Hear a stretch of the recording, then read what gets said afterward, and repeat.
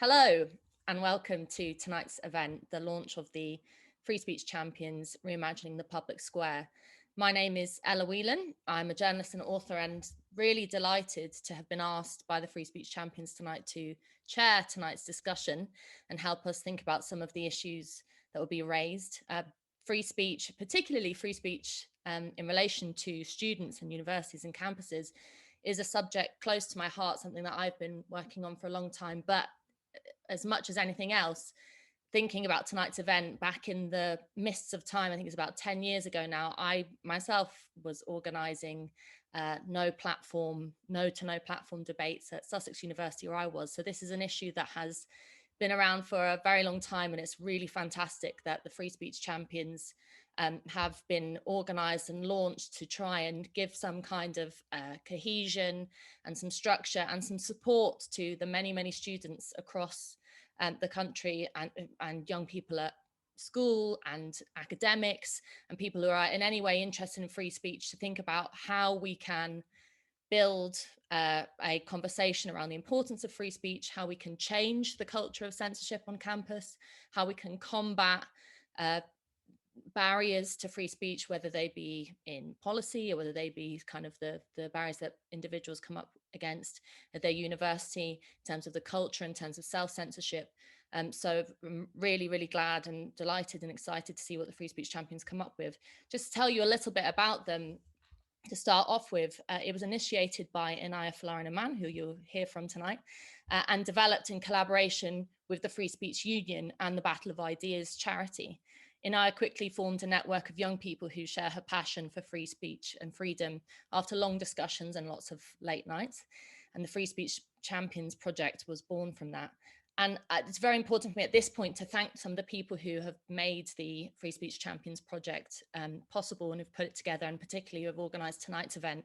So that's William Macasey and Inaya Folarin, as well as Jan McVarish, who is the Education and Events Director at the Free Speech Union, and Alistair Donald, who is the Secretary of the BOI charity and convener of Living Freedom, which is a really great school, annual school for young people interested in learning more about the philosophy and history of freedom. So thank you to all of those people for their really hard work in putting on tonight's event. It would have been in a different context, in a different world, and a different time. We would have all been in a university hall or somewhere where we could all be brushing up against each other, but putting on a Zoom event is no less difficult. So thank you to everyone for their work in doing that tonight.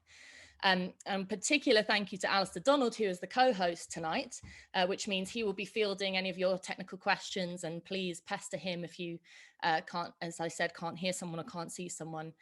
He's in the chat, watching the chat, and available for any questions.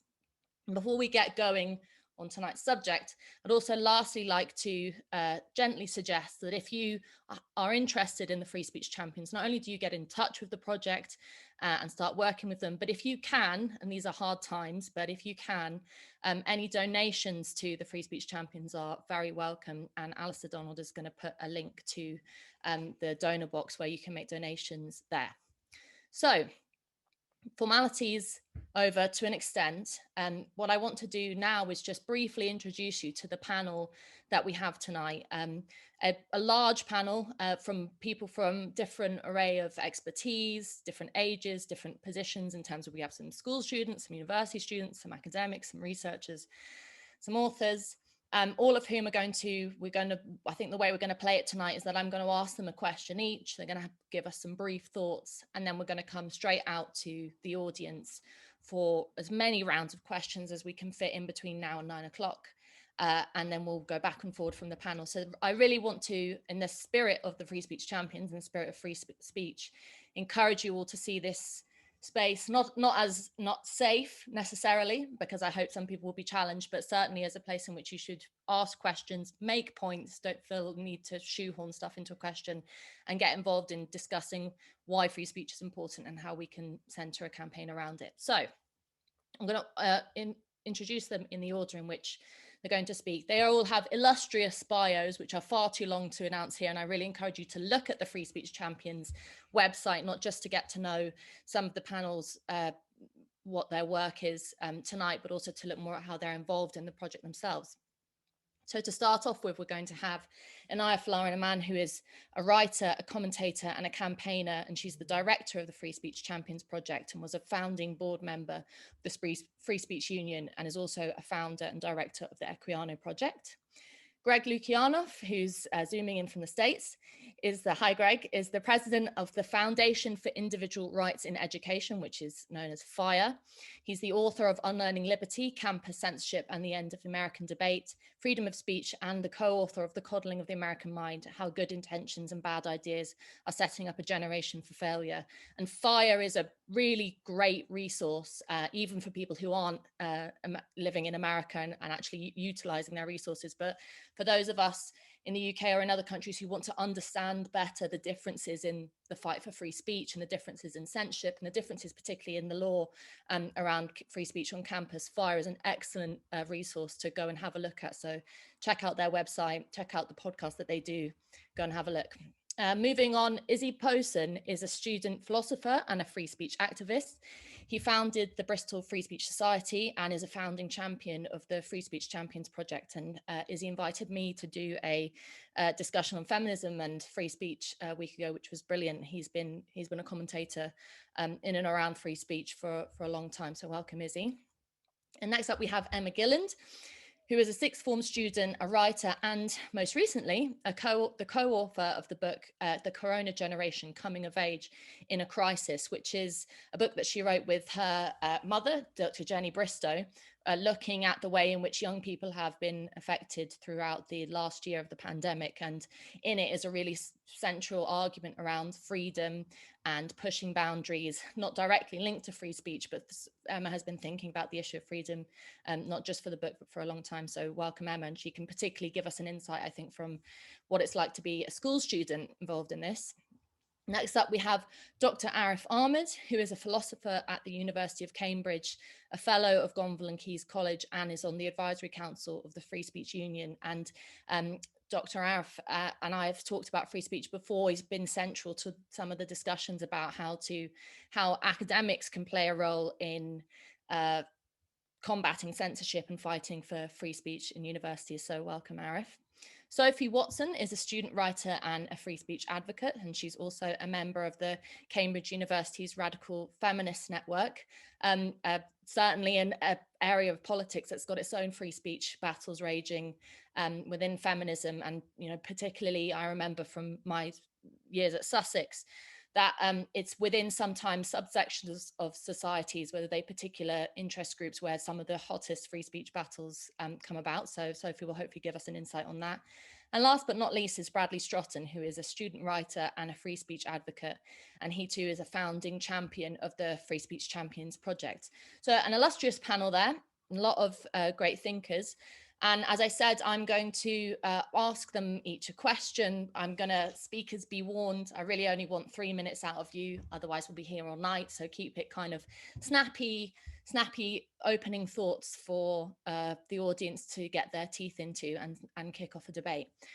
So we've still got, thank you, Alistair, we've still got people filtering through in the waiting room. So Alistair's going to handle that. So I think I'd wanted to start off with you, Inaya, because you are the director of the Free Speech Champions. And I don't know about you, but the issue that I always come up against in discussions around free speech is that still, despite the fact that you can kind of reel off lots of examples, particularly in universities where people are being platformed or silenced, that there is this argument that it's a kind of a storm in a teacup, that actually there are bigger fish to fry, whether it be campaigns around racism, campaigns around sexism, campaigns around inequality, whatever it is, that there's bigger fish to fry in society than this kind of, as people used to call it, rather unfortunately, freeze peach, in a mick-taking way. When I was at university, what's the big fuss about?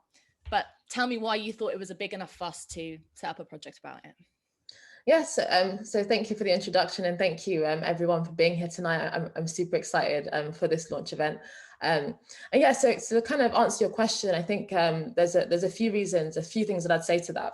I mean, the first one is that I think as the kind of phrase goes, the kind of price of freedom is eternal vigilance. And so I don't think, regardless of the extent of the crisis, that we should ever be kind of complacent when it comes to freedom of speech. I mean, there's many aspects of freedom of speech that is kind of incredibly, counterintuitive. Why would you want to hear what anyone thinks if you're kind of very comfortable in the way that you think, or you like the way that things are? So there's actually something about free speech which is always challenging and kind of always contentious, and it's something that kind of each generation we have to kind of re-articulate it. That's the kind of first thing that I'd say to the people that kind of downplay whether or not we should kind of stand up for freedom of speech. But the second thing is, I don't really know how much more evidence is needed to kind of paint a picture of how challenging the kind of times we are in relation to kind of censorship and a kind of culture of fear around talking about many issues, whether that is a recent poll, just in the last week found that half of British people believe that freedom of speech is under threat.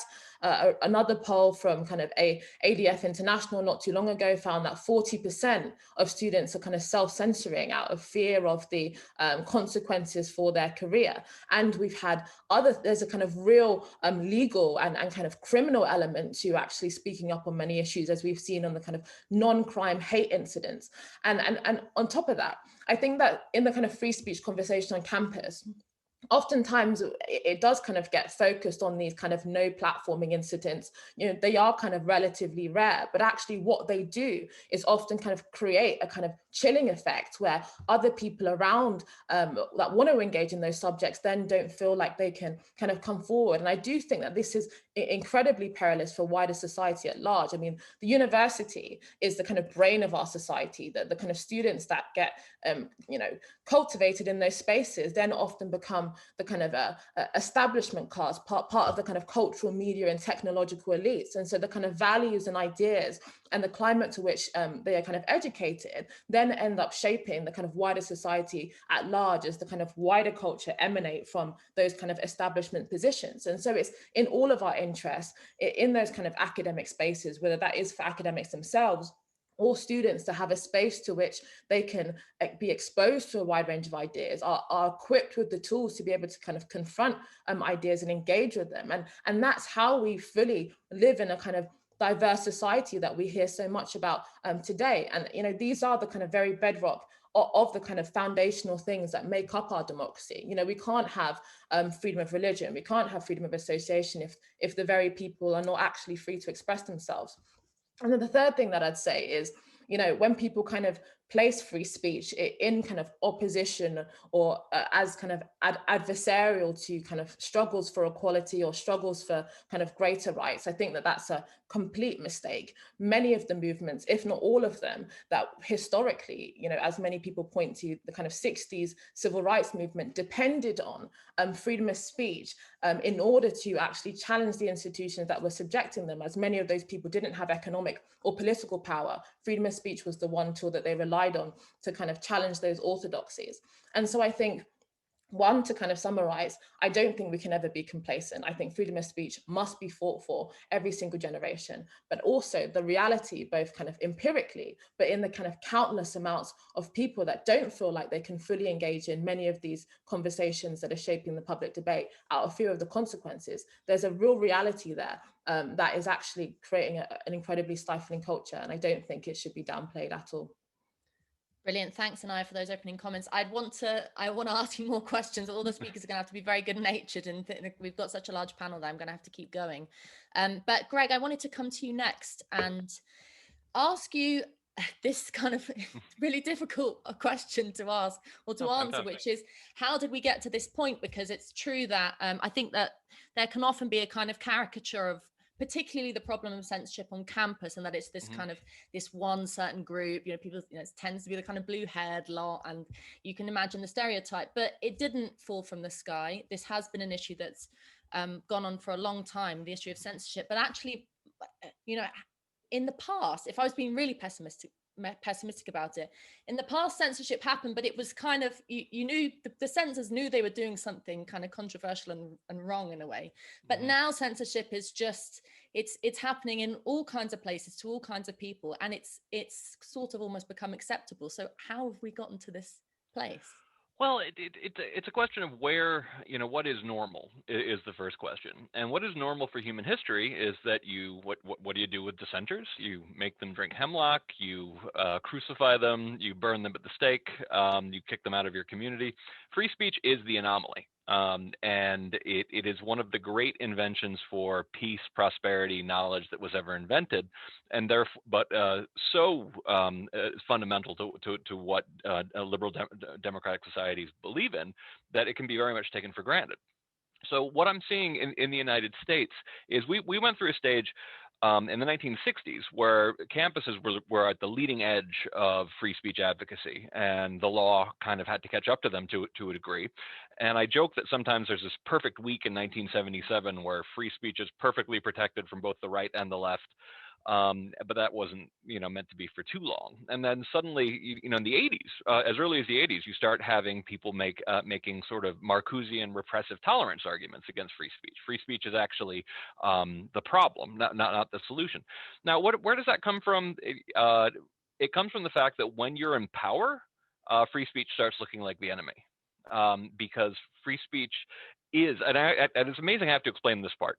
When I go on, there's a generation of students who've been miseducated that freedom of speech is the argument of three people: the bully, the bigot, and the robber baron. And I'm just like, oh God, okay, so this is because you're being taught by people who don't recognize they're actually in power. They actually have the popular point of view on campus, for example. And, and I have to explain, what protected rich and powerful people? Wealth and power. It did a pretty good job of protecting them historically. And then when you started having a representative democracy, 51% of the vote protected you. You only need free speech to protect minority points of view. People aren't generally going after in a democracy the views that most people hold. So I have to explain this over and over again, but it's partially because in higher education, they can't own that they themselves are power, that they are influential. But as soon as you actually are in the position, and when it comes to the ideological position, if you look at both administrators and university professors, it's extremely politically homogeneous. So like basically, and we're talking about 95 to 99% of administrators of some schools. You're talking about entire departments that are pretty much exclusively exist to the left. And even though I consider myself to the left, I think there's a real danger in not having viewpoint diversity, because it becomes much easier to think of people who dissent from you rather than Jerry or some other fellow that you know, to be the enemy, to be the unholy tribe, to be the blasphemer. So freedom of speech, that's why I call it the eternally radical idea. It's not liberal, it's not conservative, it's radical, because it's something that people are never going to be perfectly comfortable with. But the thing I always just try to, in closing, I just really want to focus on one thing. I think we've been arguing free speech to a degree with the wrong metaphors.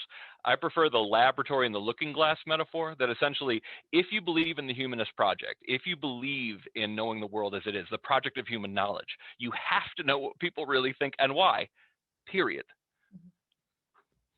Great, thanks very much, Greg. I really like that idea of free speech not only being radical, but being something that has to continuously be fought for. It's always in motion. It's not that you can't just, it doesn't get handed to you. You can't sit back on your laurels. And I think, unfortunately, we're realizing that now. Okay, next I want to come to Izzy, you. And I wanted to ask you another difficult question, which is, who do you think is doing the silencing?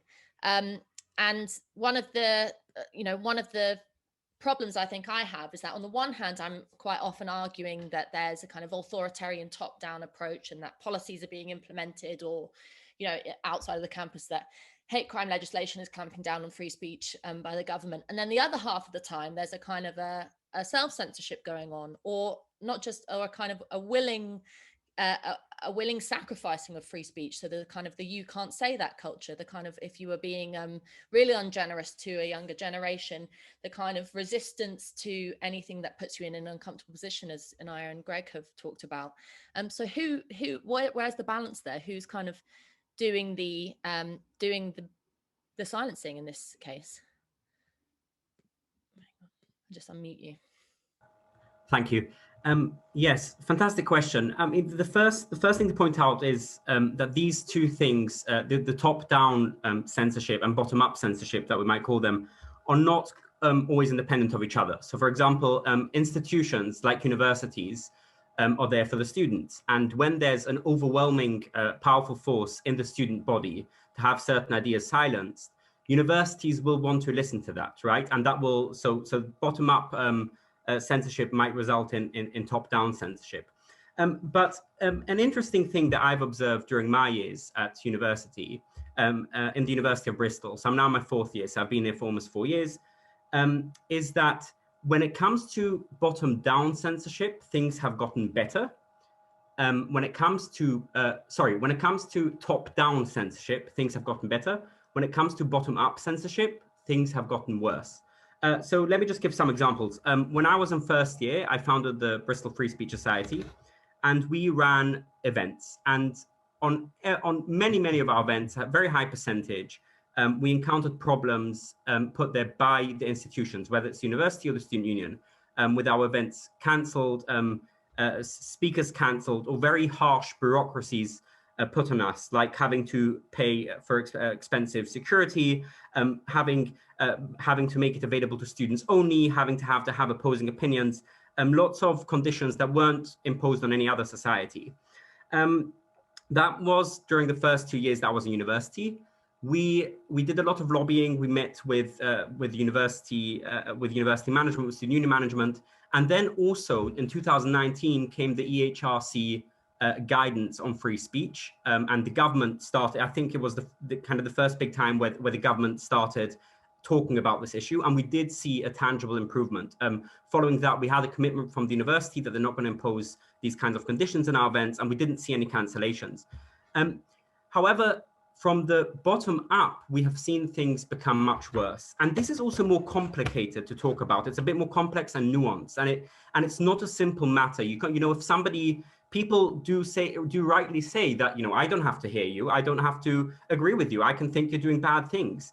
So at what point does it become a culture, a cancel culture? At what point does individual people not being open-minded become a problem? And how do you point out that that's a problem when every individual does have their right to be closed-minded?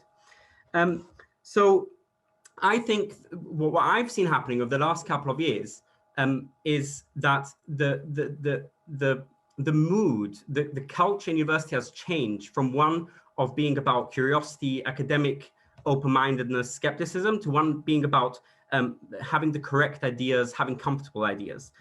So now we see students isolating you, shaming you, calling you names, saying all kinds of names, like just wanting to think about the trans debate. You called it a transphobe. You said you're denying people's existence, and so on. And this is happening, as I said, bottom up. And there are less clear answers for this kind of censorship. I think what we need is a rearticulation of the values of curiosity, open-mindedness, and skepticism. Brilliant. Thanks, Izzy. That's really great. And actually linking into, Emma, I want to come to you next, and linking into this idea that Izzy has just put forward, that things are changing. As the, I think it's right to say, the youngest person on the panel, hopefully you'll have an insight into this. I often wonder whether a kind of younger generation, how they view free speech. Is it a kind of, or how they value it? Is it a sort of dangerous thing that they actually want to keep at bay and prefer to have the kind of parameters of safe spaces or whatever they be in protecting against their feelings? Or is there an acceptance that it's an important thing, or has the kind of the sort of offensive views cannot ever be aired side won out?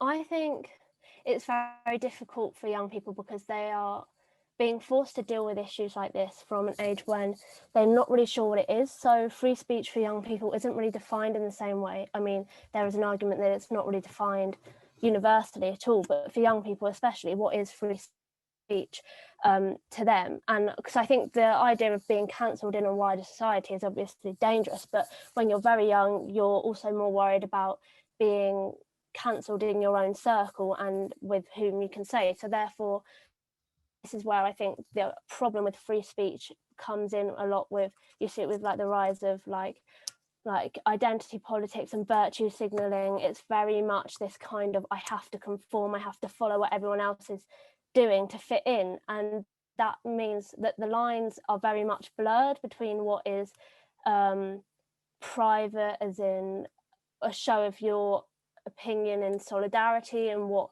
is also like, yeah, the lines are just a lot more blurred when you're young, because you're not trying to have a voice, you're just trying to fit in. And I think the danger is, if that continues, it kind of means that people become scared to step out of that bubble and really don't get to a point where they want to have free speech. And I think that the issue has come with this for kind of two reasons, very much from what a lot of people say about the negative stereotyping of any opinion opposite to yourself, a bit like Izzy was just saying, that because there's this kind of cliquey nature on social media around discussion, it's very point finger and very hostile.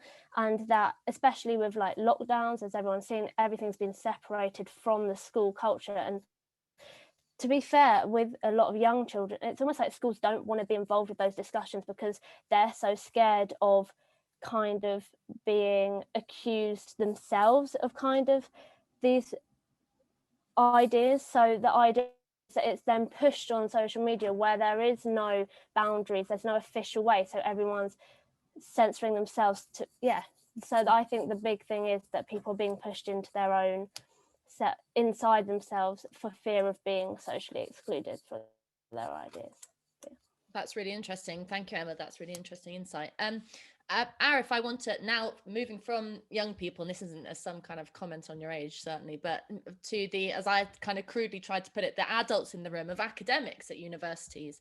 You know, there's a students and the young people get a lot of flack for this because, and I've sort of, when I was asking Greg a question there, I talked about stereotypes, but it's also the case that academics have a role to play in the way in which the free speech wars continue to rage at university.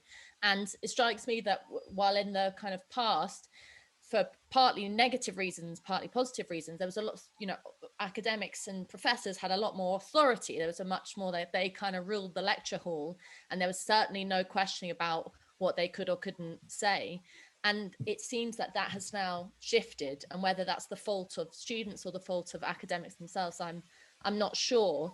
But what are the role of, you know, administration, staff, those people who aren't students playing in this debate? Yeah, thanks, Ella. Yeah, I think the problem is that too many academics are just spineless, and too many university administrators are megalomaniacs. Arif, I can just, sorry, there's just, could you just lean a bit closer because you're just a bit quiet? Oh, can you hear me now? Yeah, if you just project, speak up. All right, is that better? Yeah, that's great. Yeah, okay, sorry. Yeah, so I think the problem is mainly that too many university academics are just spineless, and too many university administrators are megalomaniacs.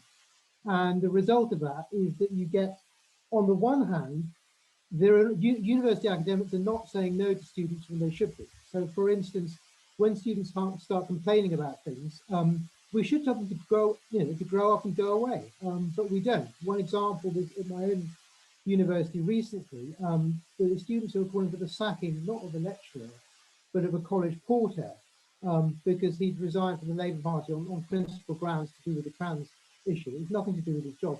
Now, we should, instead of taking him seriously, the university academics should have told these students to grow up and get used to it. So that's part of the problem. The other part of the problem, which is also, I think, the problem with the adults, as we call them, is the administrators who are formulating rules of conduct. For instance, you know, HR guidance, as it's called, you know, concerning harassment and so on. Some of this derives from the Equality Act, which is formulated in ways that are vague and subjective. And as a result, everybody's terrified that if they say something, they're going to end up facing disciplinary action for harassment or something worse. So that's the second part of it. So between them, I think the academics and administrators have a great deal of responsibility for what's going on. On the other hand, I just want to close by saying how pleased I am to see so many students here, you know, who are obviously so articulate and able to talk so well about these problems. So that gives me a lot of hope. Thank you. All right, thanks very much, Arif. That's great opening thoughts. Sophie, I want to come to you next and ask you why I'm kind of picking up on the fact that you're involved in the feminist group on on campus, because it's an interesting insight, because I often wonder why so many kind of quote unquote progressive political campaigns, campaigns against racism, campaigns against sexism, campaigns against isms that we think are wrong, tend to give up on the idea of free speech, or see free speech as something that isn't a tool that should be used to further their cause, but a block and a barrier. And I've had many debates with people who say that they are that they have progressive viewpoints, but actually when you start talking about what their aims are, it's not necessarily about more freedom, but about more safety for the people that they want to protect. And what has been your experience with dealing with that kind of side of things?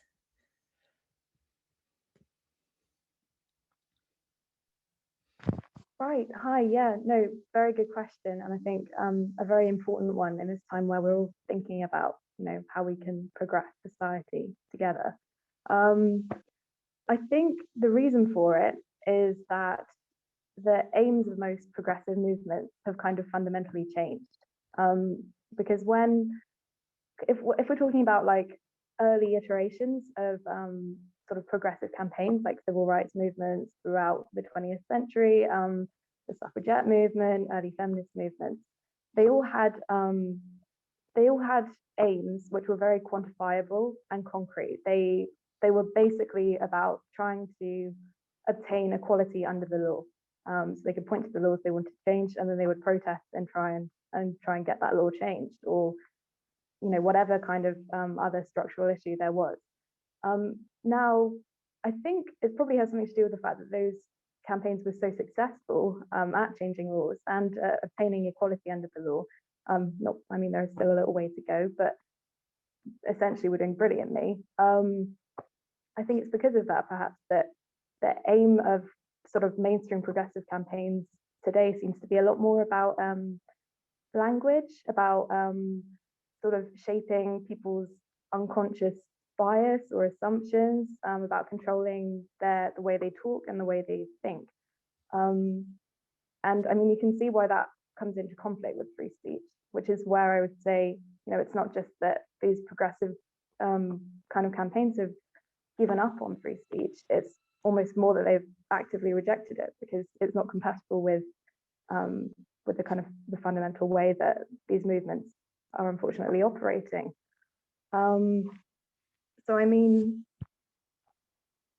we see that. We see that, like at Cambridge in particular, as Arif said, there was recently a campaign to get one of the student porters fired, and that was based not on anything that he'd done. It wasn't based on any kind of suggestion that he was going to fail to meet his kind of safeguarding duties towards trans students or anything like that. It was quite simply that he'd sort of spoken in a way or acted in a way that challenged the central narrative about gender and about trans issues. And the thing about that is that it was then kind of taken to be literal harm or kind of actually dangerous in itself. And I think that's a good illustration of the way that these movements now kind of view language itself as something that is a danger. It doesn't just lead to danger, it is dangerous. So I think that's really at the heart of all this. Mm-hmm. Brilliant. No, thank you. That's really interesting, Sophie.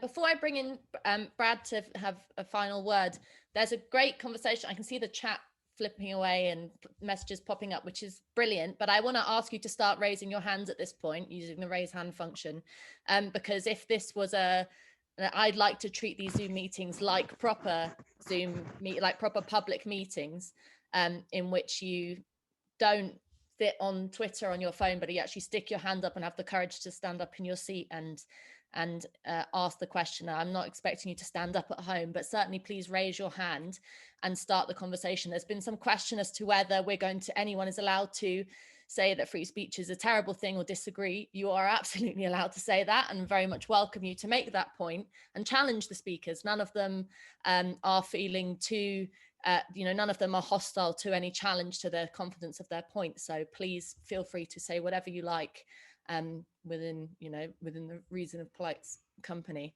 Right, so Brad, let's come to you last. And the question I want to ask you is really, you know, what is the end goal for free speech? Because one of the other criticisms that I've often come across is, you know, people say, well, what's free speech for? Is it just, what do you want to do? You're often arguing, as many people know, when you're arguing for people's free speech, for the free speech of some rather, let's kind of detestable people. It's often the more extreme people who get banned. It's often the more crazy people who get silenced. And so what is free speech all about? Is it just about being allowed to mouth off about whatever you want? Or, you know, how do you counter that? What is it about its relationship to other political movements or its importance in political debate that makes free speech more than just a kind of superficial exercise in being able to say whatever the hell you like? Yeah, well, I don't think I can answer for free speech more generally conceived. I think, as Anaya quite rightly said, that the price of freedom is eternal vigilance, and I think that that's right. I think that our freedom is delicate and precarious, and it certainly needs to be fought for. And I think we've seen that especially with the centralization of political power in Silicon Valley, for example. But in terms of our own goals for this project, we believe that free speech as a shared value can help to form a bridge over this heavily bifurcating hyper-partisan culture that's been developing in recent years. And I guess there's multiple ways we could frame this. We could either say left, right, liberal, conservative, or, as David Goodhart has put it, the everywheres and somewheres. But I think whatever binary we choose to adopt, I think we can all agree that certainly one has been developing, perhaps more so online than anywhere else. But we believe at the Free Speech Champions Project that free speech can really start to heal this splintering occurring within our culture by encouraging members of different groups to engage with each other, because fundamentally we believe that before we decide to locate ourselves within these kind of oppositional identity categories, then that first of all, we're humans, and as humans we have the capability to engage with each other in civil discussion. And as such, we can rescue our shared humanity from these oppositional tribes and talk to people as humans. And free speech is the mechanism underpinning society which enables us to do that. It is, as Anna quite rightly said earlier, the bedrock of our democracy. Brilliant. Thank you, Brad. Well, thank you everyone to those opening comments. They were really interesting way to kind of kick off the discussion. And to reiterate that you can really, in this section of for the rest of the debate, we're going to go backwards and forwards from the panel to the audience. Don't feel hamstrung by having to fit something into a question. If you just want to make a point, that I'm up for that as well. The one thing I will say is that I have not taken a very free stance myself, and that I've given myself total authoritarian control over the unmute button.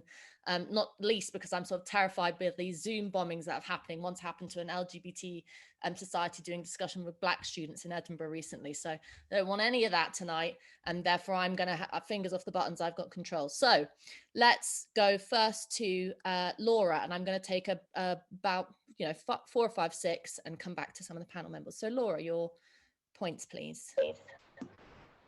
Hiya. I think the question actually pertains to the work that me and my partner do. So we're really involved in like social justice activism. So we work a lot with kind of LGBT groups, anti-racist approaches to social justice. But I think we're coming up against this a lot recently, where we're really feeling like we have to suppress kind of what we truly feel. And we see both sides of the argument. So I think there's a lot of the conflict that arises tends to be class-based. And me personally, I'm 27 and I just started university this year and everything's online, but actually I felt like university has been the first place where I can truly start exploring some of these ideas, and less so in spaces that tend to be more working class, that tend to be I guess, not less educated, but definitely more like anti-institution.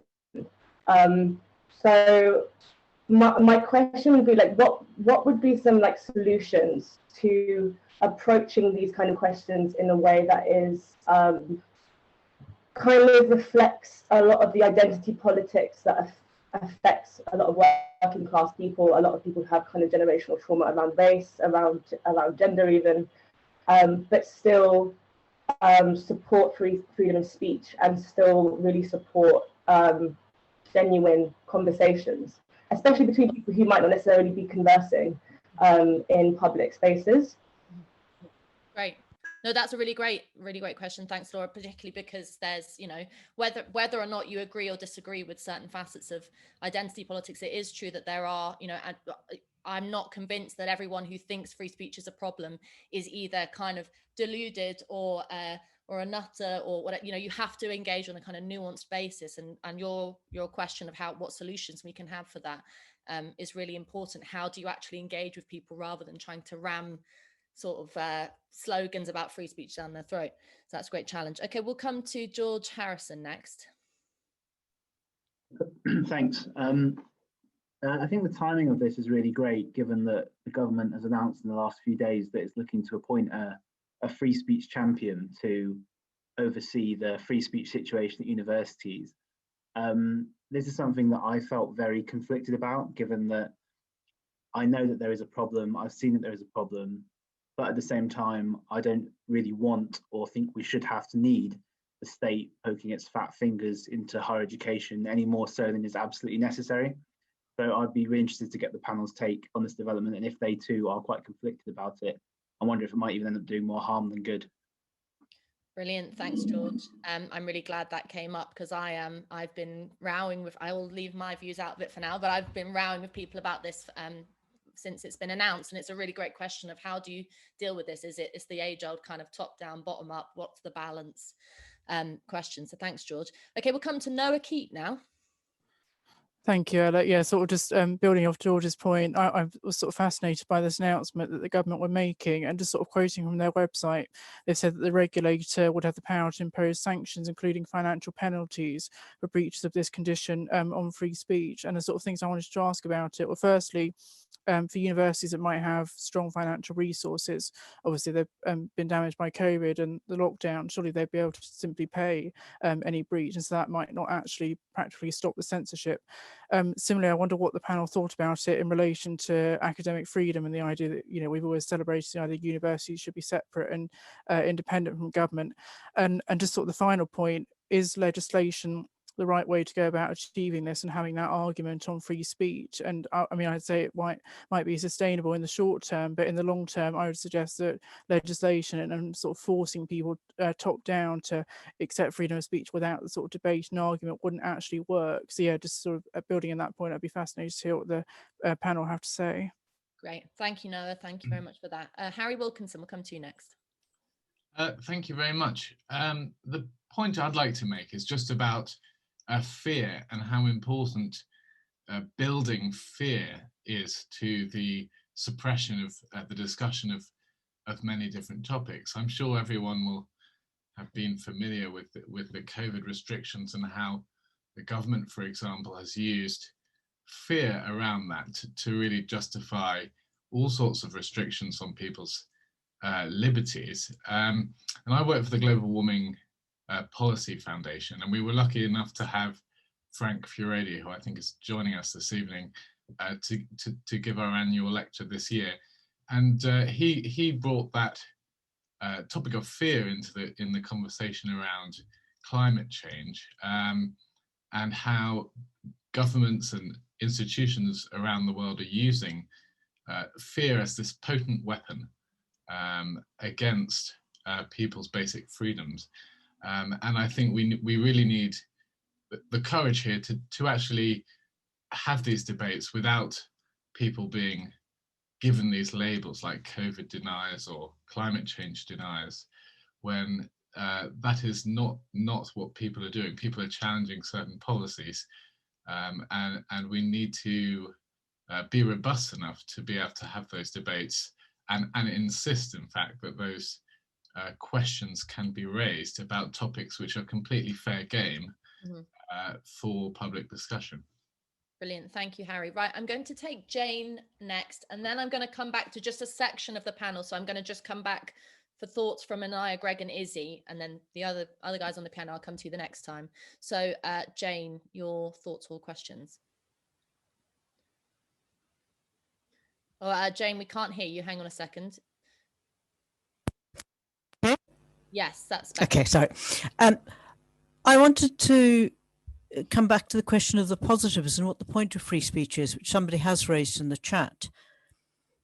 And of course, I think that is one of the other dilemmas of our time, because to me, the point of freedom of speech, and I'm not talking about absolute freedom of speech, if somebody I know says, am I too fat? Am I too thin? Do I look ugly? I have to consider what's behind the question and what they're trying to express. Equally, if somebody says to me, as they frequently do, no, Jane, you're wrong, I don't automatically assume that they hate me. In fact, they might well be one of my best friends because they're willing to challenge me. And I think that's one of the things I'd like to see. What are we actively for? And I would suggest, from my own point of view, one, I do believe there is such a thing as truth. I don't think that any one individual has a monopoly on truth and that we can all be mistaken. But the point of free speech is to try to get truth and objective reality rather than saying there's no such thing. But then for me, my passionate belief is that everybody is precious in the sight of God. And that includes the people that I've had to. I walked into a meeting of 20 people whom I knew were all hostile to me. Mm-hmm. And the only way I coped with that meeting was by thinking, God loves each one of you. I don't. I can assure you I don't love all of you. That I said out loud. But I am prepared to recognize that you are all human. Mm-hmm. And I have a certain basic level of respect which I owe you, which doesn't in any way mean I agree with anything that you say. Okay, great. Okay. No, that's a great point. Thanks. What are the positives? It's a really nice question. Thanks, Jane. Okay, Anaya, I'm going to come to you first, and then Izzy, and then Greg, because I know that Greg, you have to go at 8:30, so we want to get some thoughts for you before you have to leave. So, Anaya, just pick up on anything that's jogged your mind or interested you in those questions or comments. Yeah, I think I'll pick up on the kind of government's recent announcements. So like in the kind of free speech champions group that we have already, we had a lot of debate and discussion about it. And I think we essentially came to the conclusion that we welcome at least a recognition of the problem. I mean, we've had a lot of people just denying that the problem exists. And I think that, at least from a kind of position of authority, kind of signaling the kinds of society that we'd like to create, one in which our institutions foster a space for open debate is a positive one. But obviously the kind of criticisms is, the kind of nitty gritty details of that. So, you cannot legislate your way to kind of academic freedom or free speech. I do think that it has to be kind of cultivated and believed in our hearts and minds. And that's a much longer game. And I guess that's part of what the Free Speech Champion Project hopes to respond to, which is really engaging with the question of why free speech has become so controversial. What can we do from the bottom up, building those networks and connections of kind of solidarity that people don't feel so alone when they're standing up discussing these kinds of contentious issues, and building that kind of dynamic civic public square in which more and more people feel like they can be full participants of the conversation in a non kind of divisive and polarizing way. But with that said, I will say about that there are elements of the kind of announcements that are genuinely good. The reality is there are students who are right now facing reprisals, facing disciplinary procedures for things they've said and have almost no recourse. And similarly with academics, being demoted or being, having obstacles in their way for having research and there's no recourse. And so actually firming up the kind of duty of university to protect free speech, I think is a positive thing. But I don't think, I think that we need to be much more ambitious and actually do much more work in cultivating it from the bottom up. And I think it should start much earlier with kind of educating young people in schools and potentially having an introductory seminar for all students when they enter university about the importance of free speech. So I think things like that, which get people to actually engage with the question, is also needed. Brilliant. Thanks, Anaya. Greg, come to you next for anything you want to pick up on or any thoughts you want to leave us with. Oh, sure. Yeah, I mean, definitely one thing that has struck me about the difference between the US and what's going on in the UK is that there does seem to be a lot more enthusiasm for getting the law and the government involved in a more intense way. America has a very strong sort of libertarian tradition, and that makes us a little more nervous. And the thing that demonstrated why we should be nervous about that was the Trump administration. The Trump administration, the idea that he was supposed to be trusted with, that kind of power over academia, could have really blown up in our faces, for example. When it comes to, questions about, and I'm seeing this kind of popping up in the chat, about, ideas that aren't true, or ideas that are stupid, or ideas that don't hold up, you have to remember, we're still talking about universities, and it doesn't mean that everything gets an equal playing field and it has to be accepted as true. That first of all, that doesn't exist anywhere. Second of all, this is a system. This is an arduous system for deciding what may or may not be true, and people underestimate how difficult it is to know what the world actually looks like. We put up universities specifically to try to address this problem that ended up being much deeper than we thought it was. So, but do I think that when people are faced with counter arguments, even if they're crazy, that's what thought experimentation is. That's what devil's advocacy is. When you're considering something as as well established as climate change, as someone suggested, I think it's actually very helpful to have someone say, well, actually, what if it's this? What if it's this? What if it's this? Because you can test those and you can actually refine your point better. And also, when it comes to some theories that people think are entirely, off the rails, I think that they're not worthy of being established as true, and they wouldn't hold up to research anyway. But we should know them, and I think we're running into this problem in the United States, where QAnon, for example, is something that has a disproportionate. It's a conspiracy theory that's very popular among the right wing in the U.S. Even though it's obviously wrong, it's important to know who has it and why, because otherwise you don't really understand your society very well. Great, thank you very much, Greg. That's great. Okay, and hope stick around if you can, but no problems if you have to go at 8:30. Thanks very much. So Izzy, let's just have any sort of thoughts from you on anything that's been raised in those few questions. So I'm gonna answer Jane's question about the purpose, the positives of free speech. Now I want to say that I don't think there is one. I don't think free speech is good for one thing. It has a whole host of positive outcomes. For example, it's essential for deliberative democracy that the citizens can engage and talk about what's happening. Personally, and this is on the university campus, for me, there's one aspect of free speech that's personally more important for me, and I think that is more important for academia in general. And that is the idea that truth is not something that individuals can figure out by themselves. It's a function of communities of scholars with diverse views who engage in debate with each other.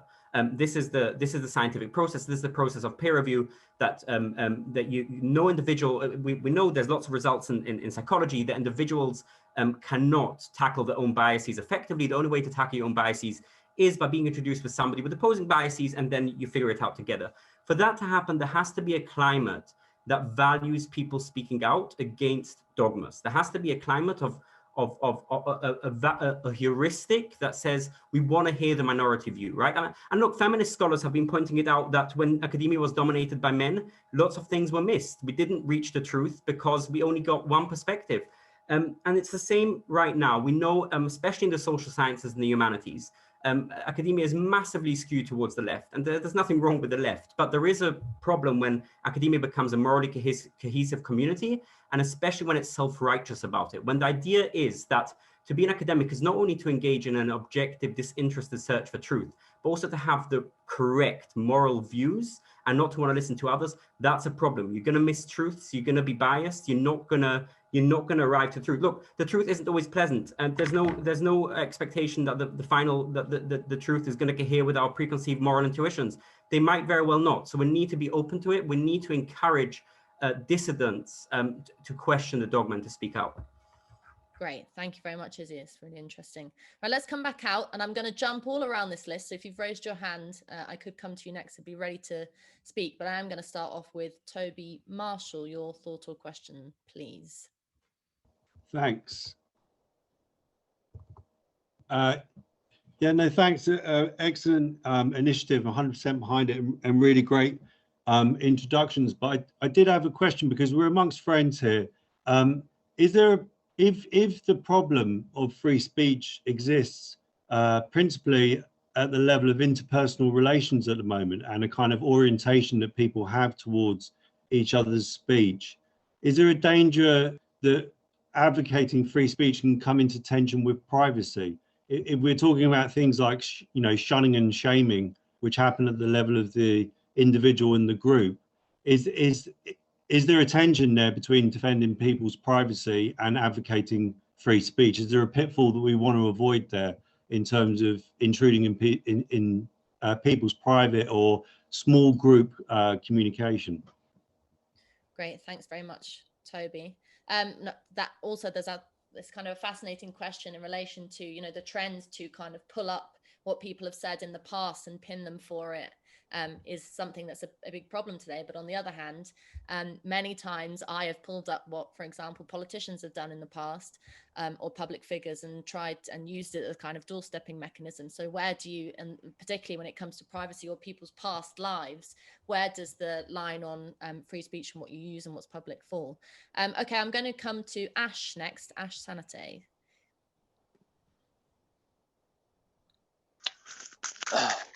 Hi, thanks for the event, first of all. I'll keep my questions snappy and short. So basically, in the spotlight recently is about being a lot of racial insults and abuse online towards athletes, footballers such as Marcus Rashford and so forth. And there's been like a lot of popular opinion swinging against certain actions to counteract that. For example, most famously would be, I guess, Piers Morgan suggesting that we take Australia's policies of fining them, for example, 10 grand. What's the panel's thoughts on this, besides from the possible practical issues of that and how you draw the line? What are your thoughts of following policies such as hefty fines to counteract that kind of speech? Brilliant. Thank you, Ash. Really good question. I mean, it's a tricky question, because there's lots of people who say, or you can make the argument where you just kind of people have to grow a thick skin, and particularly on Twitter, the abuse is sort of par for the course. But then, you know, there's one thing getting a few mean comments, another thing, people like Marcus Rashford or Diane Abbott, particular public figures who, you know, many of them are Black or female, who just get constant onslaught of abuse. And there is, you know, there's a real, not just practical, but serious political question there of how you deal with times when free speech is not abused, but certainly used in a way that isn't the kind of positive way that we're talking about. Okay, so Pierce, let's hear from you next. Pierce Ben. Hi, yeah, I just unmuted. Yeah, thank you. I've got a question about the chilling effect, and this was mentioned by Inaya's opening statement. And I can imagine somebody saying that the chilling effect is not actually a curtailment of free speech. It's just an unpleasant consequence, or possibly a potential consequence of speaking. And ironically, people who represent or say they represent underprivileged groups have long made this point. They said that, you know, there's always a power dynamic when people speak. So when powerful or privileged people speak, that itself has a silencing effect, or can have a chilling effect on people who are less confident or less privileged. Now, I mean, libertarians and people who believe in free speech, as we all do, will say, oh, that's just a sort of snowflakery. You know, you have to be able to accept the robustness of disagreement and people not liking you. And I think the potential weakness in the position that some of us might want to advocate is that if we start complaining about our free speech being curtailed by the chilling effect, i.e. we encounter hostility, we will say what we want to say and people don't like us, we are being snowflakes ourselves. So I'm really just wondering whether we should take the chilling effect as under the umbrella of free speech, or whether we should rather say that it's not so much free speech that's threatened, it's just the sheer nastiness and unpleasantness of many people who oppose certain unorthodox views. Brilliant. Thanks, Pierce. Thanks for that. And FYI, Pierce has got a new book out on this very subject, Intellectual Freedom and the Culture Wars, which you should all get a copy of sometime soon, released in October. There he is, brandishing it. Very good. Okay, next, I'm going to take a couple more, and then just FYI, Emma, Arif, Sophie, and Brad, I'm going to come to you to pick up on one or two, just one of these questions each. So next, we will go to Claire. Hi. Yeah, I'm an educational psychologist, and I'm here that my colleagues here as well, Dr. Peter de Lima is here, and we are currently engaged in a piece of work around trying to promote free speech and diversity of opinion and thought in schools. And we've recently written an article on it, taking the position of, and it links to Jane's question about what's the reason behind this? And we've taken the position professionally that free speech is absolutely crucial for both the cognitive, moral and emotional development of children. And we put that out for kind of discussion within our profession, our community, and we're trying to get other educational psychologists involved and promote this work in schools. My question is, although we are very confident in our position about how crucial this in the development of young people, and we're talking about within schools developing critical thinkers who will then go on to the universities and be able to then engage in this free speech culture in universities, and we're very confident in that, the position we've taken there. What we're less confident in and kind of looking to engage with other people in is guidance around how we would advise schools around where the limits, when we're setting up these debate societies, this culture of free speech in schools that we want to work with schools and teachers in promoting, they will come to us and say, but where are the limits when those young people might want to, you know, hopefully we will want to be getting them engaging in some quite contentious discussions that they're currently not engaging in, and when there are pupils raising those opinions which are, I think, use the word distasteful, and that we want to promote that, but we know that schools will find that very difficult. They will be asking us about where the legal boundaries are. They will be asking us about hate speech and all sorts of those questions about what they will get. They'll get very jittery very quickly, and we're already feeling kind of jittery about advising them on that, where those boundaries are. So we'd like to kind of engage with people in support around having those discussions with schools. Okay, thank you very much. I'm going to come to Zara Qureshi now, who I believe is one of the free speech founding champions. So Zara. Hi, yes, I am. Thank you for this event and thank you for hosting. My question is actually for Arif, that's okay. Can you see me? Great. Yeah. I just wanted to ask about, he mentioned how academics are basically spineless and can't say no to students. And some of this kind of spinelessness comes from the Equality Act and the HR policy in universities. I want to know more specifically, where does it actually come from? Does it come more so from the legislation, or does it come from the wording and the formulation of the HR policies in universities? And whatever your answer is, what are the kind of solutions we have to kind of counteract that? Okay, great. Thanks very much, Sarah. Right, I'm going to take Andrew Calcutt and then I'm going to come to the panel. So Andrew. Thanks. There's a point that Greg and Izzy, I think, have touched on, but I'd just like to make it rather more forcefully or directly. Is this, that free speech pertains to something much more important than the freedom of the individual speaker, namely the freedom of the audience, the people, to exercise their judgment on what's being said. So me wanting to mouth off about something versus you being hurt or offended by what I'm mouthing off about is just a trade-off. But for me, anyway, the clincher, and the reason why this is an issue of democracy, is that any curtailment on the speaker's freedom is necessarily a curtailment of a restriction of the freedom of the audience, the people, to decide on what it is that they're saying. And that, to me, you know, trumps the trade-off. That raises it to a higher level than, well, he's being offensive and she's being hurt, or vice versa.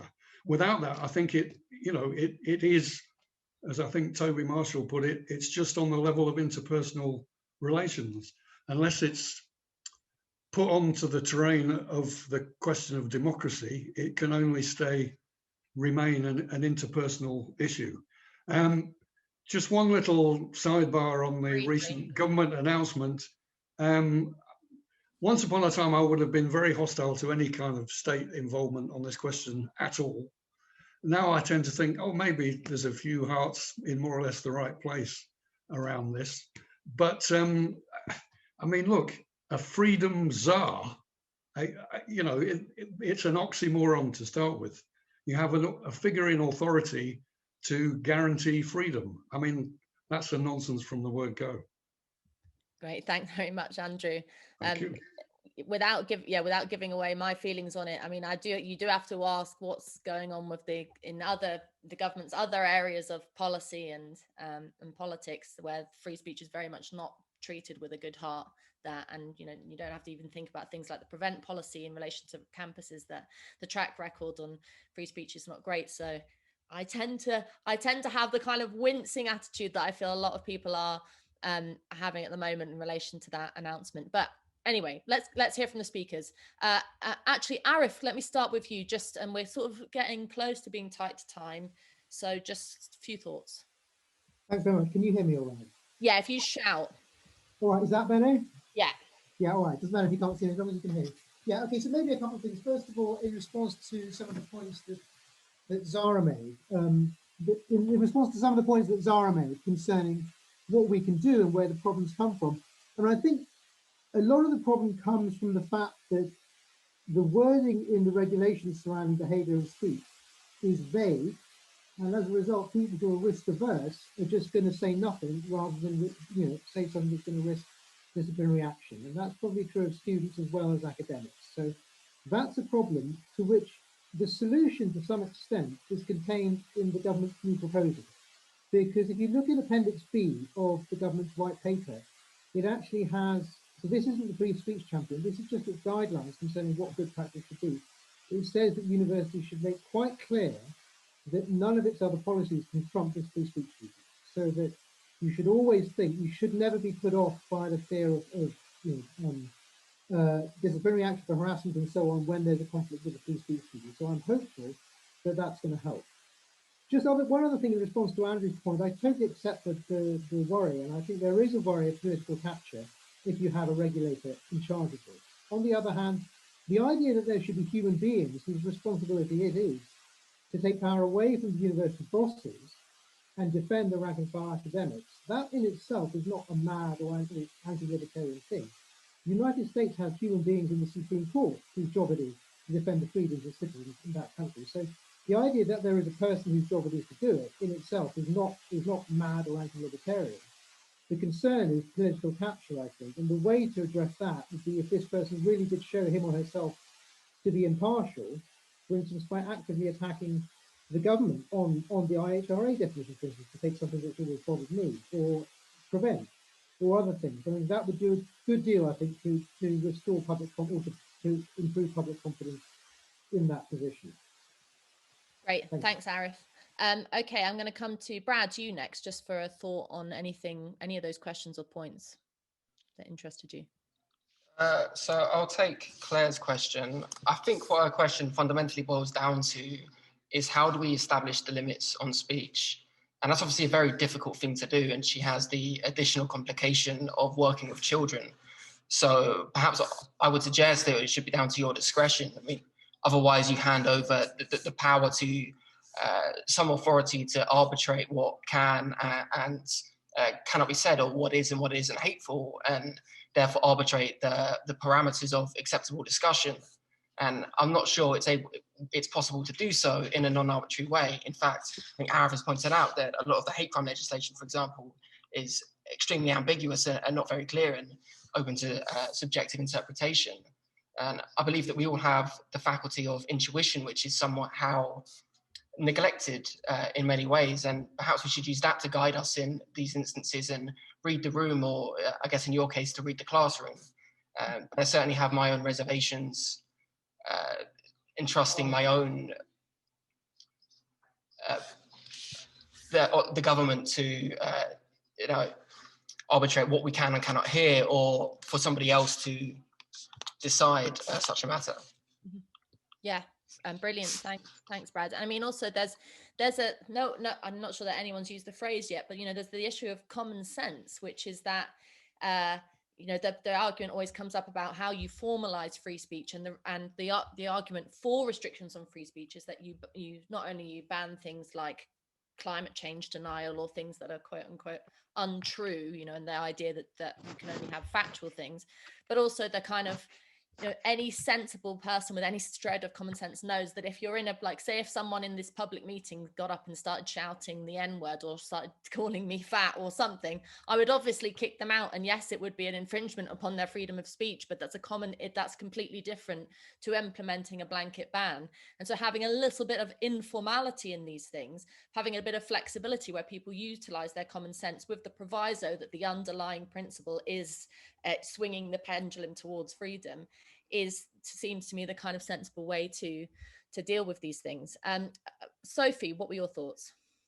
Yeah, they're all really interesting, really good questions. I had some thoughts about, I think it was Piers' question, about essentially where we kind of have this conflict between the fact that freedom of speech is no longer, as it perhaps traditionally was, kind of based in this dynamic between a repressive state or a repressive institution and then, the repressed sort of masses, whatever. That also obviously exists, but specifically in my experience in universities, and I think also in the UK and in the US, as we've talked about, a lot of this is self-censorship, and a lot of the kind of repression of speech is almost lateral, like peer-to-peer. That's something that I've experienced in Cambridge, and I think a lot of university students will be familiar with. So it's obviously a really key issue, and I think that Piers is right to say that there's a problem here with the state interfering in this. I mean, aside from anything else, it's not practical for the state to be able to intervene, or for institutions to be able to intervene in between kind of personal dynamics like that. I can't see how that would work. And my only thought about how we deal with this is in terms of what the state's responsibility is, and in terms of what institutional responsibilities are. We have to protect speech in policy. We have to have really good, really solid, really robust policies, at an institutional level, at a state level, and kind of in place just to foster that culture, to prevent things like no platforming, which is something that I think Arif's amendments to the free speech policy that they tried to introduce at Cambridge was addressed. And apart from that, then it's up to us on that individual level. I think we've got more responsibility than ever, maybe, in these conversations about free speech in our interactions with each other, and in just trying to encourage speech between ourselves and other people, to be able to sort of weather our discomfort with what they might say to us. And yeah, so I think that's my point, is that this is actually down to us in a way. We have more power than we might sometimes think. Brilliant. That's a great way of putting it. Emma, your thoughts?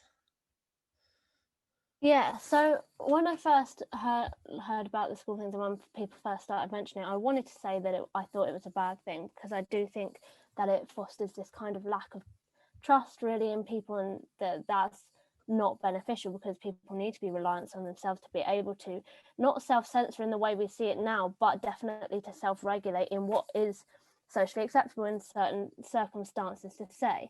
However, I think with the point about children is quite a different circumstance, because I think without the legislation at the moment, schools are almost being too cautious in what they're allowing on property and what they're allowing children to say. So maybe by having concrete legislation purely in younger areas of school, it might give schools the backbone to allow greater discussion, to protect them from the accusations they might get from students or parents allowing too much free speech. And that I think this needs to be necessary, because otherwise it does push young people, and young people that might have ideas that could be seen as more extreme, they get pushed out onto like echo chambers in social media, where it becomes worse, and it can't be debated in that kind of space where ideas can be discussed more broadly. And so I think that's a lot more dangerous. And then and that children need the boundaries to push up on to build the kind of rational, like, common sense that adults have with those discussions. And without the boundaries to push it back on with free speech in schools, then how are they going to be able to take that in to enable free speech later on in life? Brilliant. Thank you, Emma. That's great. Okay, we are running out of time, and full disclosure, I'm gonna run past 9 o'clock. Don't anyone worry, everyone who's got their hands up will be allowed to speak. So what I'm going to do now is just, if the speakers take a back seat on the panel, and I'm going to run through all 14 hands, and me talking about time running out is a hint to you to not make this into, turn your contributions into giant speeches, but keep them as snappy as possible so we can get everyone heard. So we're going to start off with Sabrine Miran, please. Hi, I'm just wondering, if you didn't like state-level intervention, would you want to have sort of a scope sort of union-type tactics in campus? So, if they ban a certain kind of speech, cross-partisan, you get a group of people to say, all right, we're not going to engage with this particular uni event, that kind of thing. Or even in the workplace, you might say, okay, here's a cross-partisan group who don't want to go to work because you've banned this person from speaking, that kind of thing. Thanks. Great question. Thank you. Right, I'm gonna be ripping through everyone now. So we'll next go to Nilu. Hi, thank you for having us all here. I feel like I'm the only Canadian, so I really appreciate this opportunity.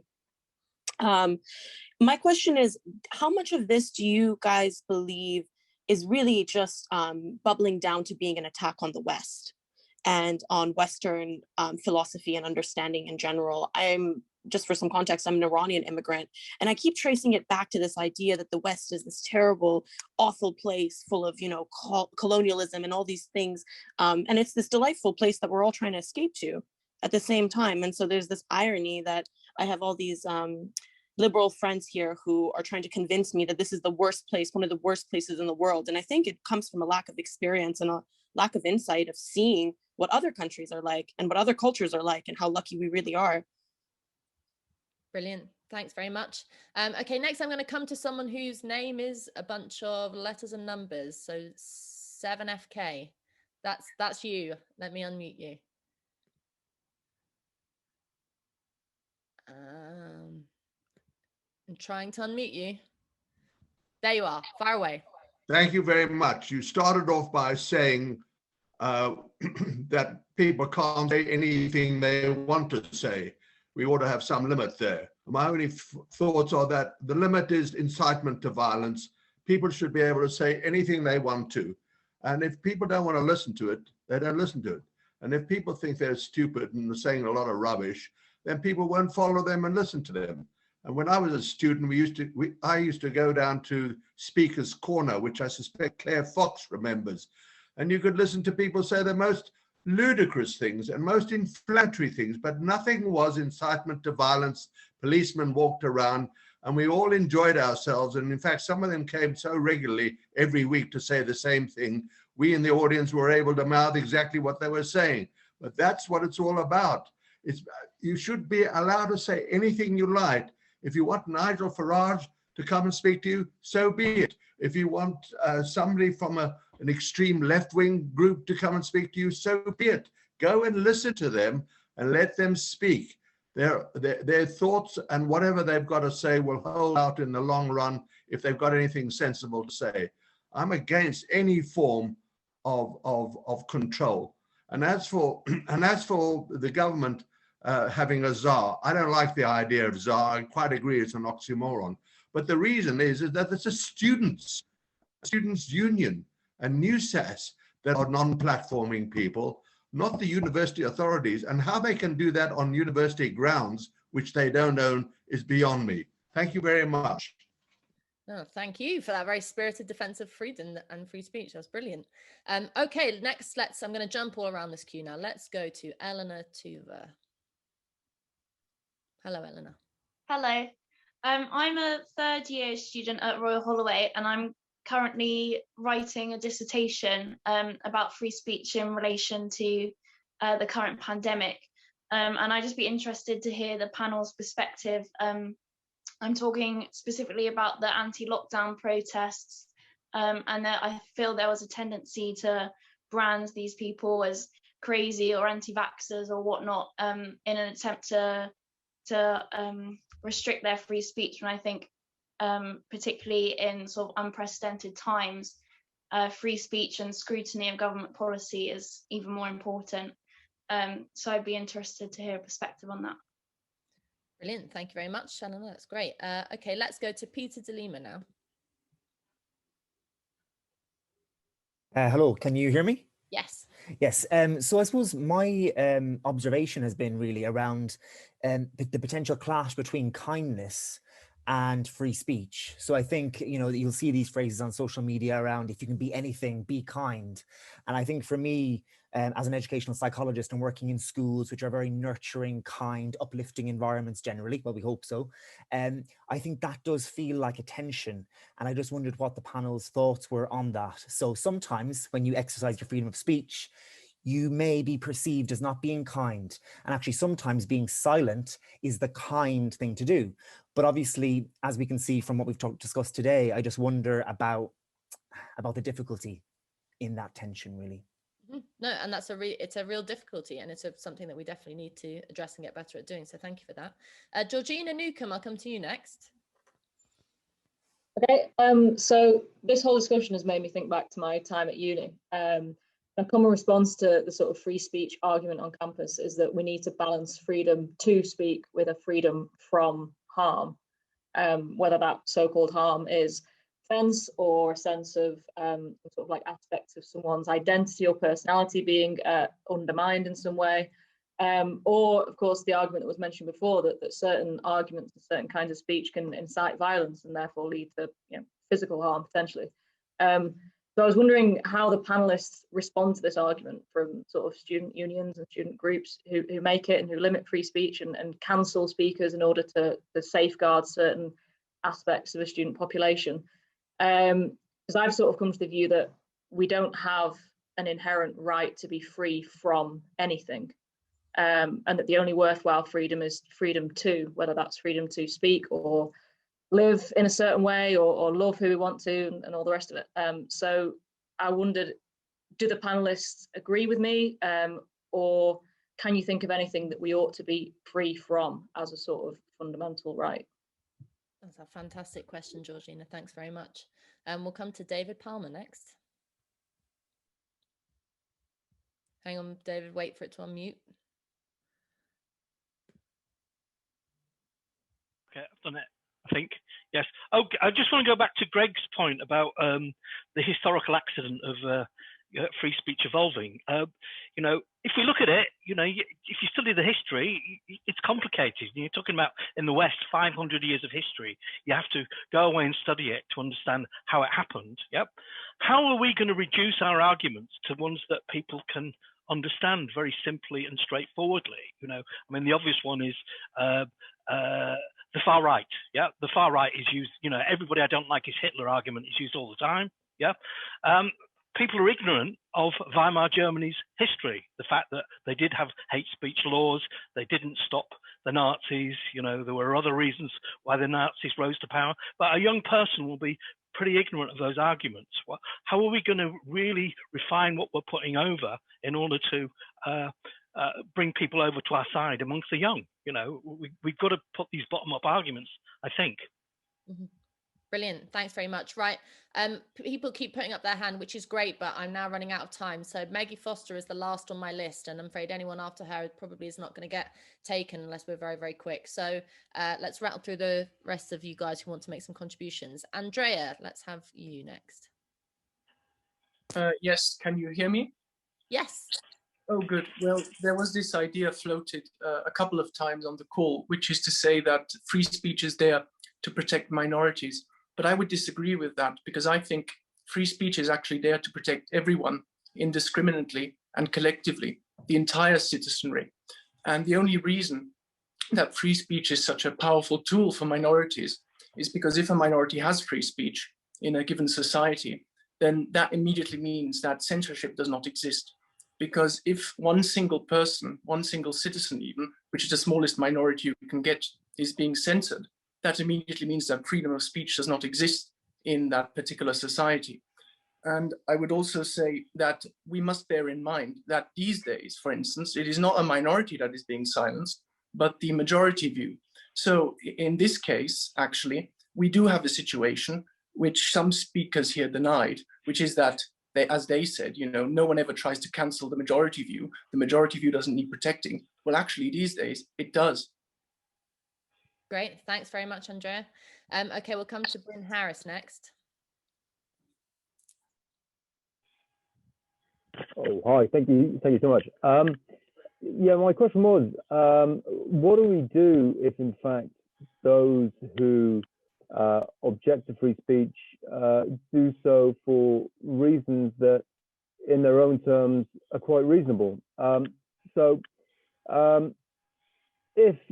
I was like a logician or a scientist or whatever, I always benefit from free speech. I always benefit from anybody having the freedom to attack what I say and challenge my argument, because ultimately those people share the same sort of norms of reasoning and the same respect for facts than I do, and their attacks are likely to improve my argument.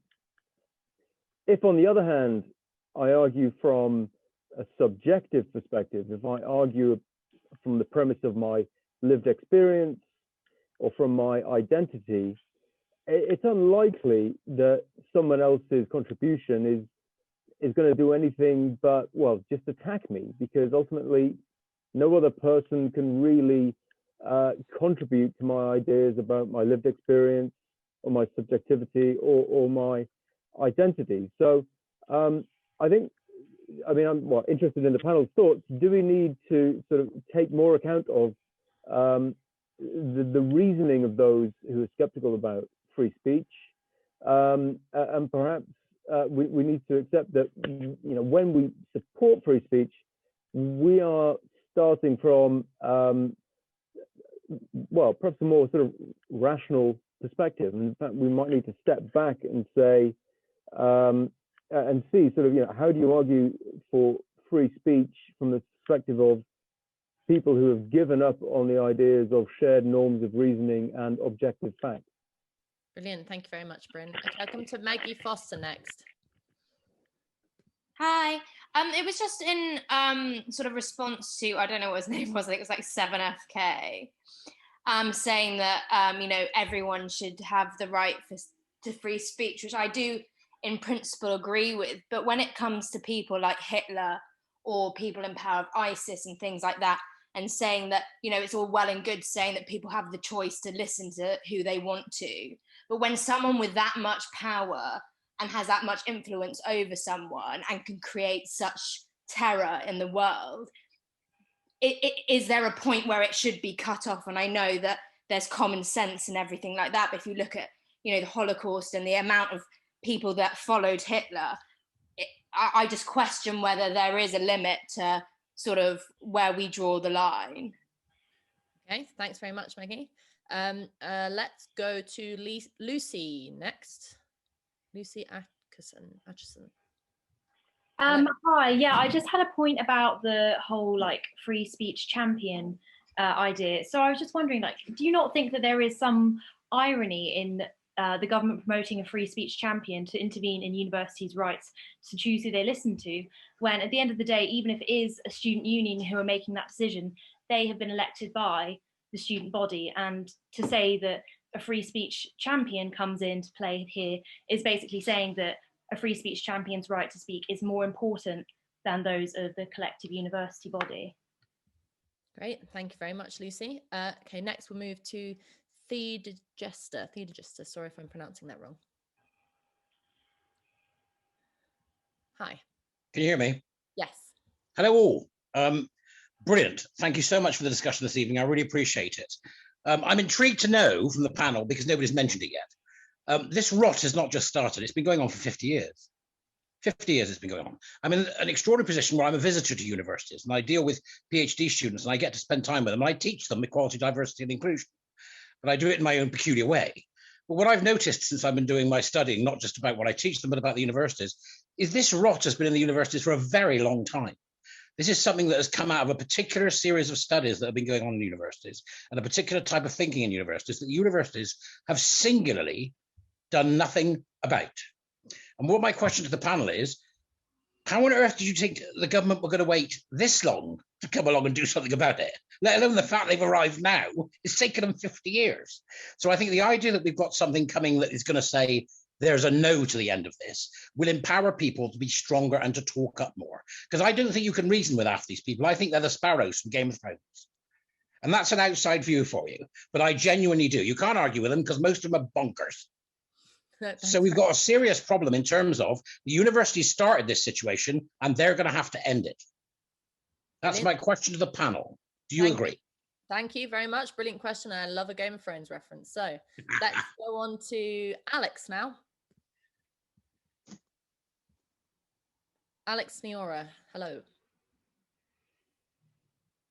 Can we get you unmuted? Sorry, I was trying to unmute myself.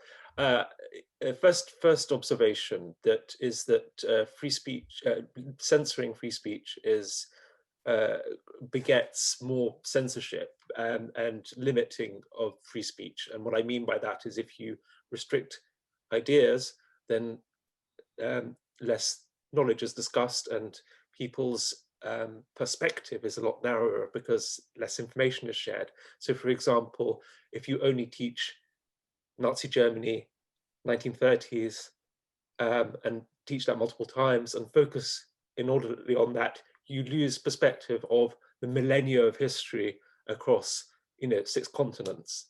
And then people's framework is necessarily also restricted. So people will make lots of references to Hitler and Nazi Germany, but little to other things. Second point is who defines hate? As Jordan Peterson said, is it for the government to define hate? I wouldn't trust the government to define hate. Humza Yousaf, who's the Justice Minister in Scotland, has essentially banned, as I understand it, people from, or seeking to ban people from speaking hate as defined by the government in their own homes. I mean, I think that's a fundamental, dangerous restriction on people's rights and freedoms. Mm-hmm.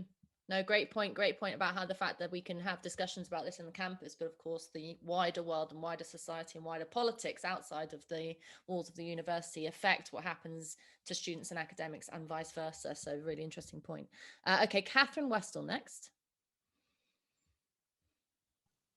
Hi, yeah, I just had a question about the issue of objective truth that was brought up earlier, and how there are some circumstances in which perhaps there should be limits on free speech because of there are some things that we can agree are objectively true, like climate change, for example. So what I'm interested in is how what might seem subjective to one person is objective to somebody else. So it's a bit like what Bryn was saying. You might think you're engaging in academic debate when you question, say, for example, the real existence of trans people or the prevalence of racism, but to the person whose lived experience you're questioning, it might feel like you're questioning their objective reality, which some have agreed is less acceptable. So I'm just interested in the tension on that, I suppose, not really providing an answer, but I think it's an interesting question. Well, yeah, we know we love answers, but we also love questions, so no problem with that. Okay, I'm going to take Brad and Suzanne, and then we're coming back to the panel, so we're nearly there. Brad, your thoughts? I just wanted to contribute to the idea of young people, students, going with the crowd. Their friends thinking one thing, and they're like, all right, I don't want to seem like the odd person out, so I'll kind of go with it. The same with people who are seem higher in the hierarchy with them.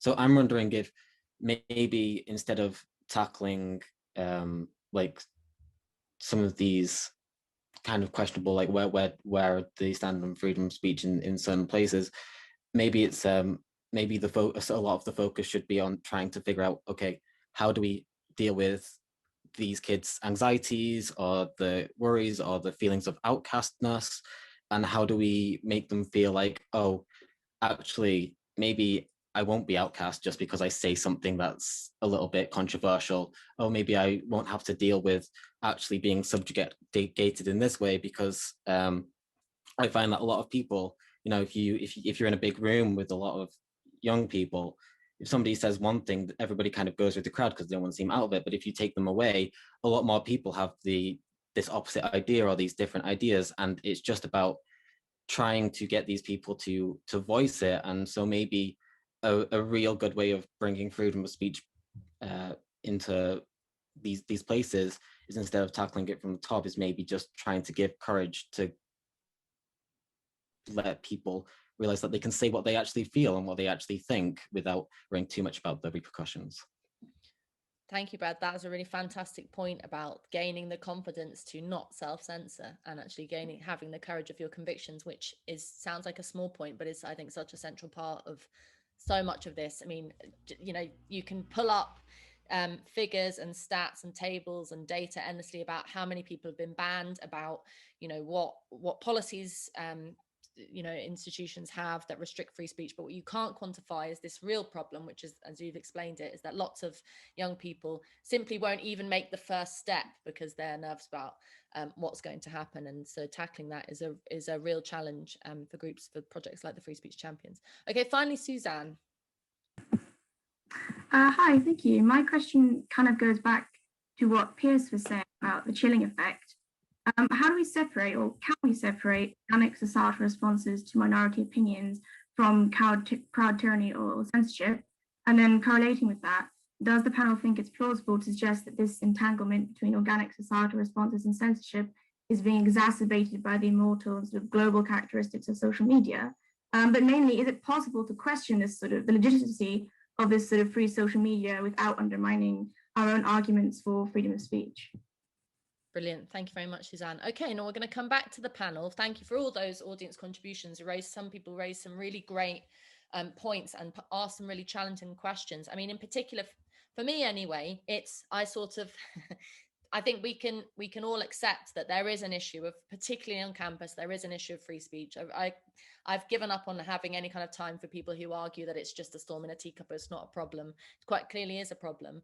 But one of the things that I've always found difficult, especially when I was working when I was at university and I was working around free speech projects with the online magazine Spiked, is not just trying to argue against people who are trying to clamp down on free speech, but convincing either the wider student populace or people who might not be that interested in it what a important fundamental thing it is and why you need to get involved in arguing for it. So it's kind of it's not just the people who have their event banned, it's not just the people who are cancelled as a speaker, it's also this question of how the wider student populace, the audience, or in wider society, publics, the masses, value free speech and how they get involved in defending it, because it's one of these things that has to be alive and breathing and constantly moving to be of any use to any of us. It's not a principle that you kind of slot onto your shelf like a book and stays there. It has to be a constantly active thing. So kind of facing that challenge of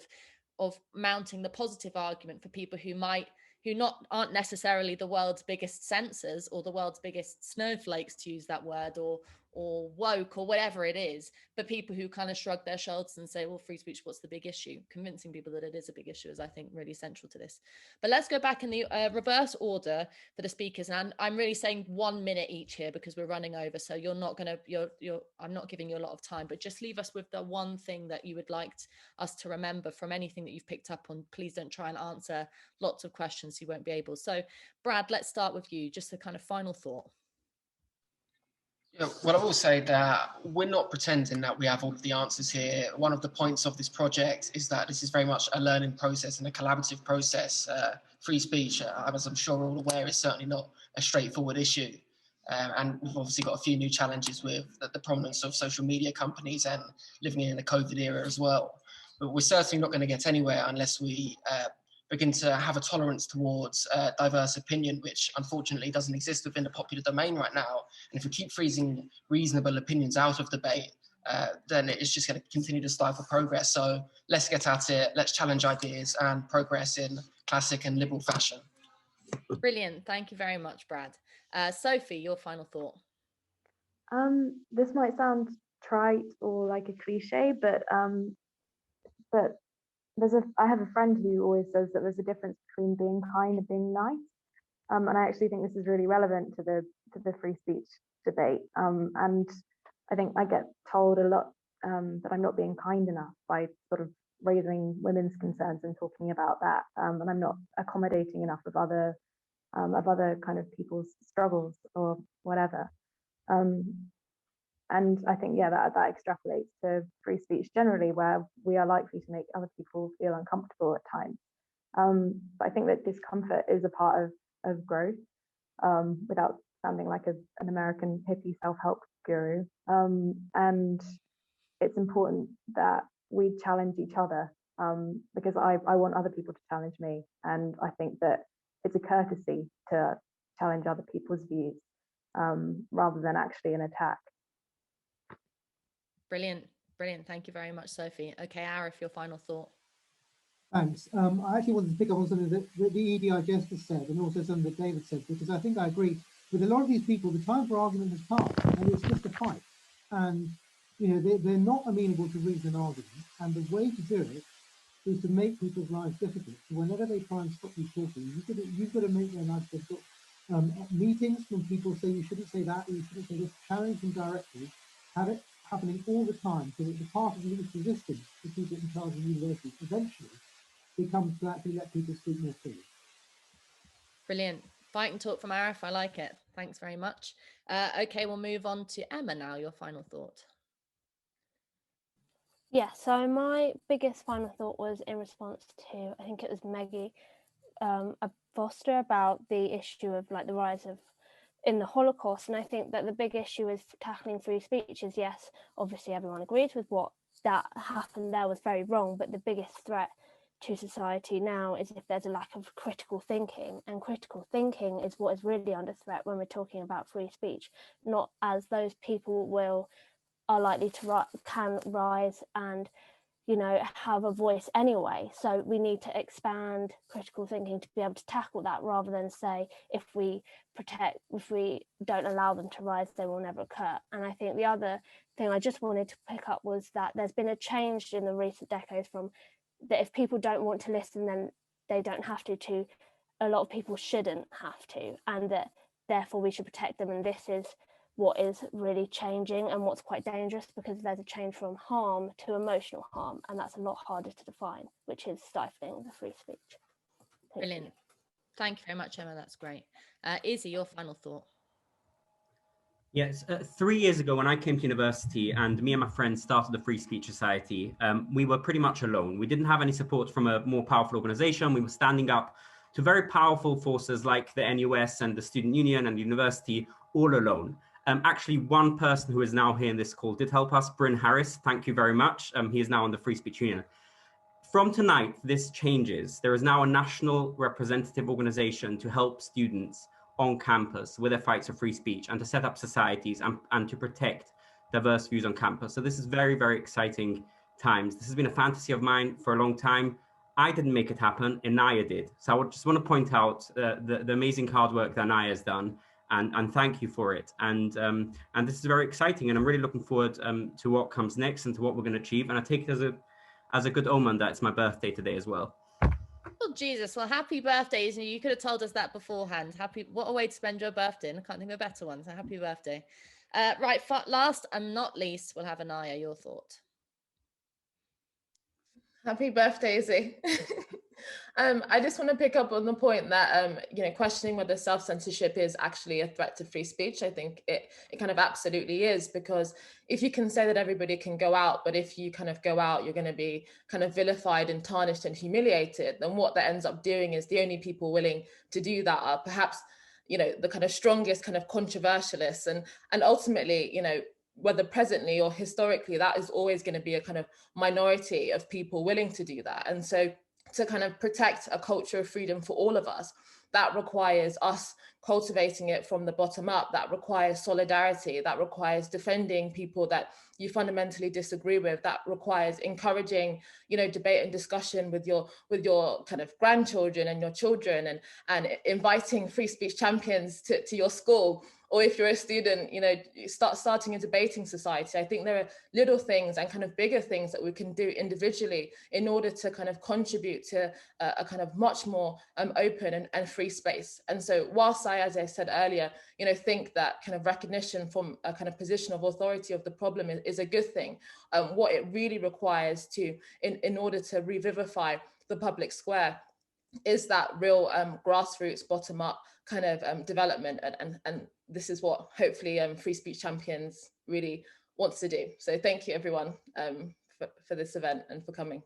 Well, thank you to all the speakers. And if everyone, I'm now going to ask you to unmute. Let's try and do this virtual clapping malarkey. So please join me in thanking all the speakers.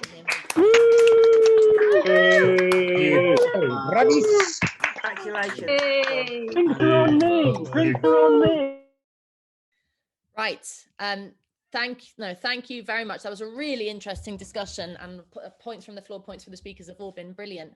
I just want to say a final few things, which is, this is a launch of a project, and as some of the speakers have mentioned, this is just the beginning. So what you can do next, probably the most important thing you can do next, is sign up to the Free Speech Champions Network. And those of you who would like to become champions, there's a range of opportunities, including a series of discussions kicking off in March, which sound really exciting. So if you sign up and apply to receive details at the website, which someone will put in the chat, but it's www.freespeechchampions.com. And I want to just say a final thanks to all the founding champions who have helped shape the project, apart from Inaya, Izzy and Brad, who are on the panel, but also, and I'm probably leaving people out, so forgive me, Natasha Finley, Ollie Cray, Rob Lowry, Zara Qureshi and Luke Oldfield, who have done, as I understand, have done a lot of work to get this project off the ground. And again, another thanks to Alistair Donald and Jan McVarish, who have behind the scenes been organising this event. There are so many things in the way of free speech at the moment in terms of barriers that we've faced, whether it comes from self-censorship or to kind of authoritarian top-down measures, that we have those of us who care about freedom of speech and care about doing something with freedom of speech, of progressing politics in a way in which changes the world. There's a long hill to climb. There's a big battle ahead of us. But I think that projects like these are going to be central in communicating among people who really care about free speech and giving us actually that, what Brad mentioned, that confidence to have the courage of our convictions and to fight the hard fight and to win the hard battles. So I feel very buoyed after tonight. Thank you very much for having me chair. Any questions or comments, please get in touch with the Free Speech Champions. This has been recorded, and so I'm sure the recording will go out at some point soon, but keep in touch. Thank you for a great evening, and good night, everyone.